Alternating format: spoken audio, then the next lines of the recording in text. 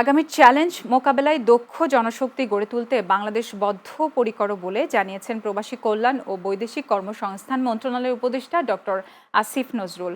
বৈশ্বিক শ্রমবাজারে দক্ষ জনশক্তির ক্রমবর্ধমান চাহিদা মেটাতে বাংলাদেশ সরকার নানা পদক্ষেপ গ্রহণ করেছে বলেও জানান তিনি। প্রতিনিধি এম মেহেদুল খান জানান, সোমবার সৌদি আরবের রিয়াদে গ্লোবাল লেবার মার্কেট সম্মেলনে তিনি এসব কথা বলেন। এ সময় বাংলাদেশের শ্রমবাজারের গুণগত পরিবর্তন ও ভবিষ্যৎ পরিকল্পনা তুলে ধরেন আসিফ নজরুল।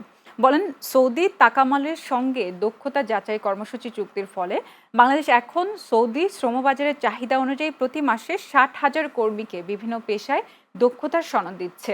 দক্ষিণ এশিয়ার মধ্যে আইএলওর 10টি মৌলিক কনভেনশন অনুমোদনের মাধ্যমে বাংলাদেশ শ্রমবাজারের ন্যায্যতা, কল্যাণ ও জবাবদিহিতা নিশ্চিত করার অঙ্গীকার পূর্ণ ব্যক্ত করেছে বলেও জানান উপদেষ্টা।